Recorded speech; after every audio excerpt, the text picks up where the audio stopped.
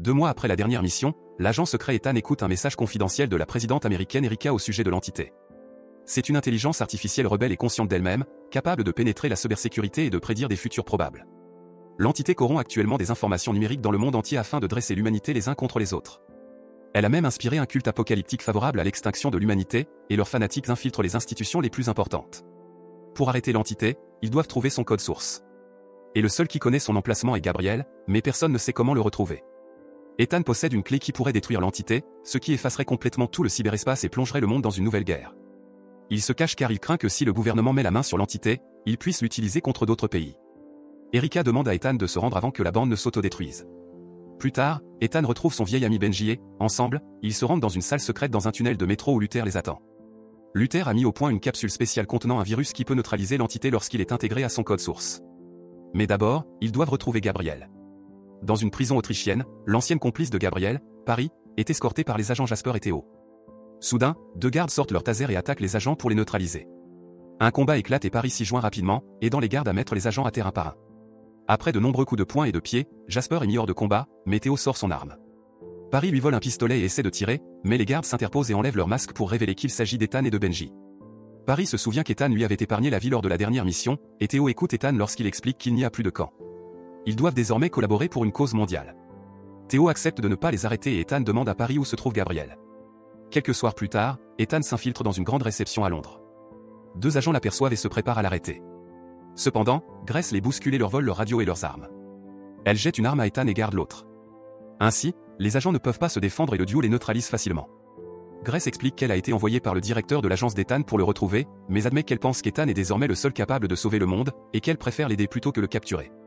Alors qu'ils s'apprêtent à quitter la salle, 2 hommes les surprennent et les endorment rapidement. Plus tard, le duo se réveille enchaîné dans une pièce remplie d'outils de torture. Un garde entre et frappe Ethan, mais Gabriel lui ordonne d'arrêter, expliquant qu'il tuera Luther si Ethan ne fait pas ce qu'il demande.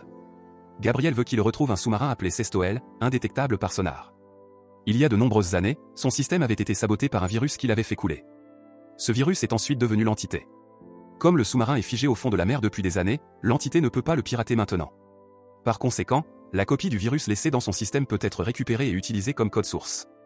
Cependant, Gabriel ne veut pas du code source pour arrêter l'entité. Il veut la contrôler.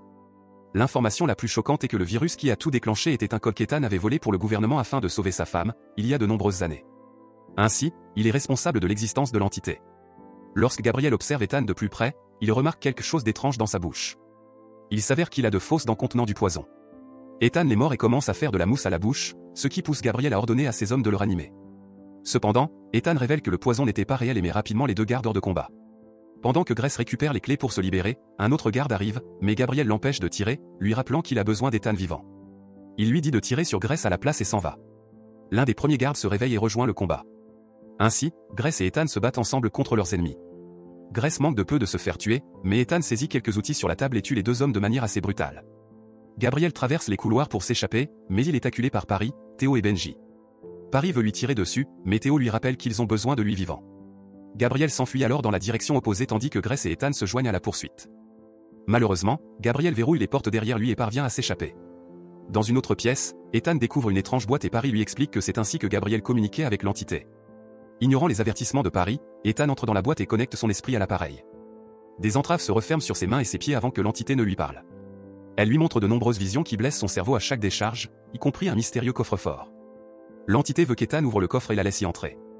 S'il refuse de coopérer, l'entité prendra le contrôle de l'arsenal nucléaire mondial dans 4 jours et détruira l'humanité. Elle lui montre aussi que Gabriel tuera bientôt Luther. Puis l'entité expulse Ethan de la boîte. Il note désespérément toutes les informations qu'il a reçues pendant les visions et ordonne à son équipe de trouver les coordonnées de l'emplacement du sous-marin avant de se précipiter dehors, déterminé à sauver son ami. Pendant ce temps, Luther se réveille et trouve une infirmière morte à côté de son lit. Il s'avère que Gabriel l'a enfermé dans une étrange chambre avec une bombe. Mais d'abord, il a volé la capsule de poison et tué la femme qu'il avait engagée pour le maintenir endormi. Lorsqu'Ethan arrive, il ne reste plus que 3 minutes. La bombe est si puissante qu'elle pourrait anéantir toute la ville. Luther tente donc de la désamorcer pour contenir l'explosion. Cela sauvera la ville, mais le tuera et fera s'effondrer les tunnels. En essayant d'ouvrir la porte, Ethan comprend que Gabriel veut la mort de Luther afin qu'il ne puisse pas fabriquer une nouvelle capsule de poison. Ethan ne veut pas abandonner son ami, mais Luther lui fait comprendre qu'il n'a pas le choix et le force à partir.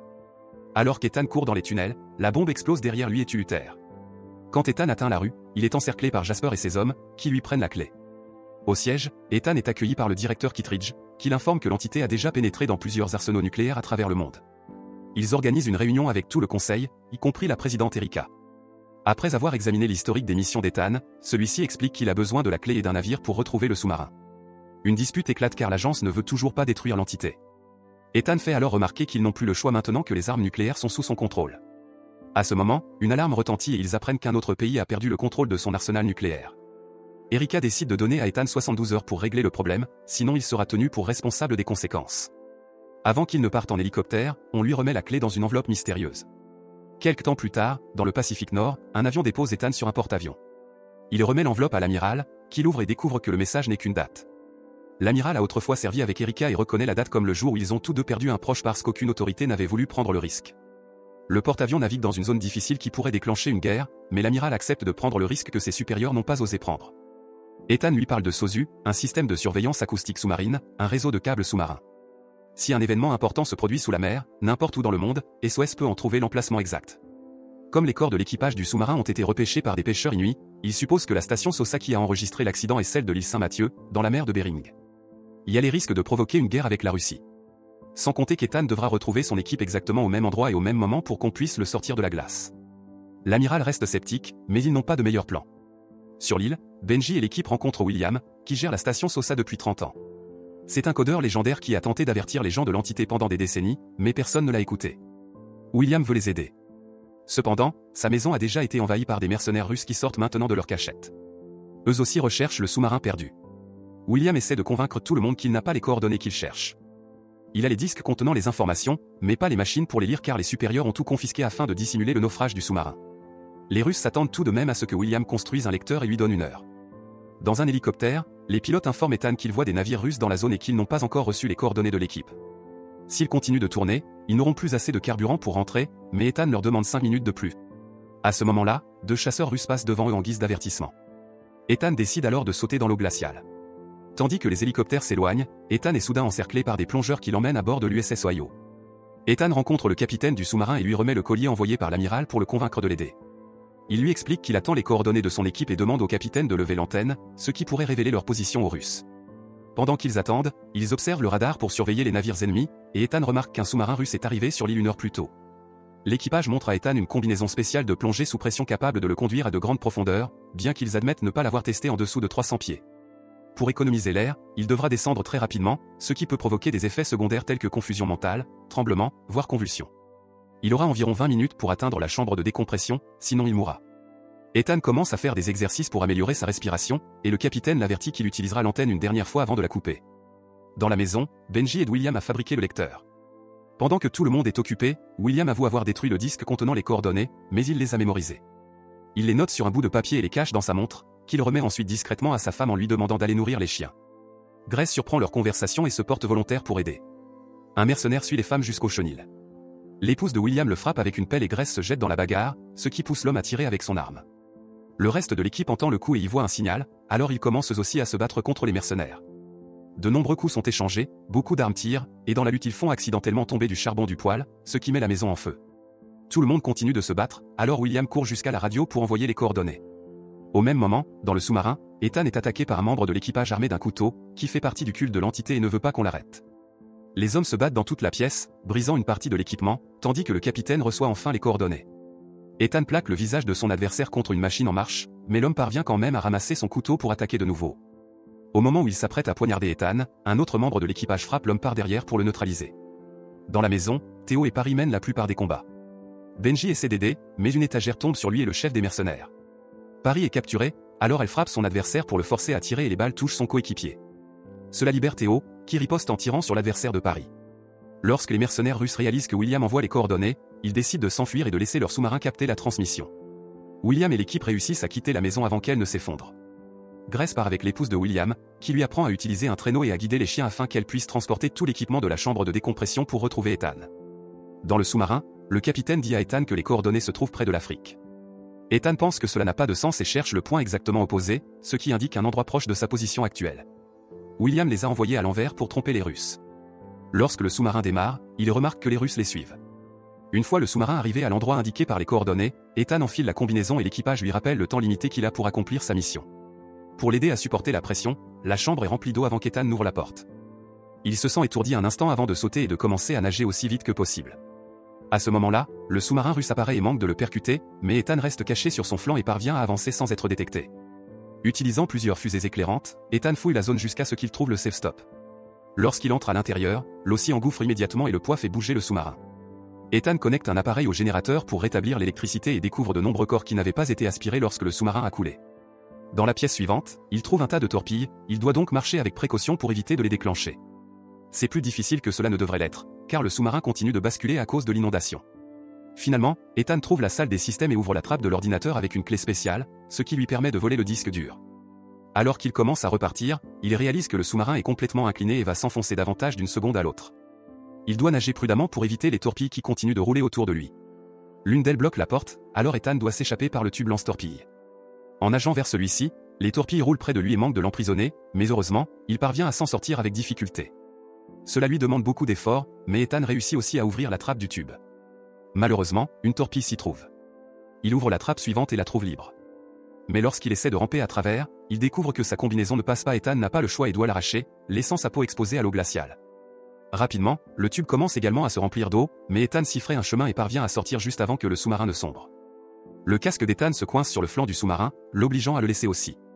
Le sous-marin s'enfonce dans l'abîme, et Ethan doit continuer à nager en simple short avec le disque dur pendu autour du cou. Peu importe combien il nage, Ethan n'atteint pas la surface. Son corps ne supporte pas le manque d'air et la température, il se recroqueville donc dans une douleur extrême. À ce moment-là, il est retrouvé par Grace, qui le sort de l'eau. Elle pratique la réanimation cardio-respiratoire et le place dans la chambre de décompression pour le ranimer. Quelques instants plus tard, dans l'avion, Ethan dit à William qu'il se souvient de lui lors d'une ancienne mission. Ethan se sent responsable du transfert de William en Arctique, mais William est reconnaissant car ce nouvel emploi lui a permis de rencontrer sa femme. L'équipe discute du plan de l'entité et conclut qu'elle doit avoir une cachette avant de lancer l'attaque nucléaire. William pense que l'endroit le plus sûr est le coffre-fort du jugement dernier, un serveur de données top secret, entièrement blindé et alimenté à l'énergie solaire. Ethan réalise que c'est l'endroit que l'entité lui avait montré dans ses visions et suppose que Gabriel s'y trouve déjà. Ils doivent récupérer la capsule de poison de Luther pour la combiner avec le code source. Cette combinaison obligera l'entité à entrer dans un lecteur de données optiques en 5D et à y être piégée. Cependant, il faudra retirer le lecteur de données à la seconde précise pour empêcher l'entité de s'échapper, mais aussi pour l'empêcher de déclencher l'attaque nucléaire. D'abord, ils devront laisser l'entité entrer dans le coffre-fort. Ils devront donc donner le disque dur à Gabriel pour qu'il effectue la combinaison et l'arrêter à la dernière seconde. En Afrique, l'équipe traverse plusieurs tunnels jusqu'à ce qu'il trouve la chambre avec le coffre-fort. Ethan demande aux autres de se cacher et avance seul jusqu'à ce qu'il trouve une bombe nucléaire. Gabriel surgit et se vante, alors Ethan fait semblant d'être très bouleversé pour lui remettre le disque dur. Le moment est interrompu par Jasper, qui surprend Gabriel en pointant une arme dans son dos. Un groupe d'agents sort de sa cachette, révélant qu'ils ont également capturé l'équipe. L'assistant de Gabriel est aussi encerclé, alors il active la bombe, qui explosera dans 20 minutes. Kittredge arrive également et exige de savoir comment utiliser le disque dur pour contrôler l'entité. Ethan remarque un mouvement dans l'ombre et Gabriel crie soudain un ordre. Ses hommes ouvrent le feu et une fusillade éclate, chacun courant se mettre à l'abri. Gabriel se précipite vers sa Jeep et parvient à s'enfuir avec la capsule de poison tout en esquivant les balles. Ethan court monter dans une autre Jeep pour le poursuivre, et Kittredge et Jasper font de même. Alors que les véhicules s'élancent dans les tunnels, la Jeep d'Ethan est poussée jusqu'à ce qu'elle s'écrase. Heureusement, il n'est pas blessé et continue de courir jusqu'à ce qu'il trouve Gabriel s'échappant à bord d'un biplan. Ethan est sur le point d'abandonner lorsqu'il voit aussi l'assistant s'enfuir dans un avion, alors il s'accroche à une barre métallique pour monter avec lui. Il grimpe ensuite jusqu'au siège du pilote et frappe l'assistant pour l'assommer. L'avion commence à tomber et à tournoyer, et le corps de l'assistant chute quand Ethan détache sa ceinture de sécurité. Ethan prend alors les commandes de l'avion et se lance à la poursuite de Gabriel. Leurs avions se heurtent plusieurs fois, causant des dégâts. Dans la grotte, Benji révèle qu'il a été blessé par balle. William se porte volontaire pour désamorcer la bombe, alors que sa femme et Theo restent avec lui tandis que Paris et Grace emmènent Benji dans la salle des serveurs. William pense qu'ils n'y arriveront pas, mais découvre bientôt qu'il peut couper certains câbles pour réduire l'explosion et leur laisser un court délai pour fuir. À l'intérieur, Benji réalise que son poumon s'affaisse, alors il donne quelques instructions à Paris pour pratiquer une opération improvisée sur lui. Le processus est très douloureux, mais cela n'empêche pas Benji de guider Paris et d'indiquer à Grace comment activer le serveur. Heureusement, les deux femmes suivent parfaitement ces indications. Ainsi, le poumon de Benji reprend son fonctionnement et Grace ouvre la ligne du serveur pour que l'entité y entre. Elle connecte aussi le disque de données, et ils n'ont plus qu'à attendre que leur ami récupère la capsule de poison. Dans les airs, l'avion d'Ethan se disloque, alors il saute et atterrit sur celui de Gabriel juste avant que l'autre ne s'écrase. Gabriel exécute toutes sortes de manœuvres folles pour essayer de faire tomber Ethan, mais celui-ci trouve toujours un nouvel endroit où s'accrocher et se cache sous l'aile, faisant croire à Gabriel qu'il est tombé. Quand Gabriel reprend un vol normal, Ethan s'approche et le frappe. Malheureusement, cela ne le met pas hors de combat et Gabriel recommence ses manœuvres insensées. Tandis qu'Ethan s'accroche à la ceinture de sécurité, l'hélice commence à tomber en panne et Gabriel est obligé de voler normalement. Il tente alors de poignarder Ethan, qui en profite pour lui casser le bras et voler la capsule de poison avant de le frapper à nouveau. Il détache également sa ceinture de sécurité. Lorsque l'avion bascule, Gabriel tombe. Le vent le projette contre le flanc de l'avion et sa tête heurte le métal, le tuant instantanément. Ensuite, Ethan essaie de reprendre le contrôle de l'avion, mais l'hélice a pris feu. Il saute avec un parachute, qui brûle également. Alors qu'il chute à grande vitesse, Ethan réussit à insérer la capsule de poison dans le disque dur au moment exact où Grace retire le disque de données 5D et où William coupe les câbles de la bombe. L'électricité s'éteint dans le monde entier et les armes nucléaires sont stoppées. Grace fixe le disque de données qui lui et comprend que le plan a fonctionné. William et les autres la rejoignent, confirmant qu'ils ont échappé à la bombe et que les dégâts sont minimes. Bientôt, le courant revient et Erika reçoit un appel confirmant que l'entité a disparu. Dans les montagnes, Ethan atterrit sain et sauf grâce à un parachute de secours. Il entend une voix dans le disque dur et réalise que c'est Luther qui lui envoie un dernier adieu. Ce message est programmé pour s'autodétruire. Ainsi, lorsque Kittredge et Jasper retrouvent Ethan, le disque dur et la capsule de poison sont complètement inutiles. Kittredge est frustré, mais Jasper félicite Ethan pour son succès. Quelque temps plus tard, l'équipe se réunit avec Ethan et Grace lui confie la décision finale concernant l'entité. Ensuite, le groupe se sépare pour continuer à vivre dans l'ombre.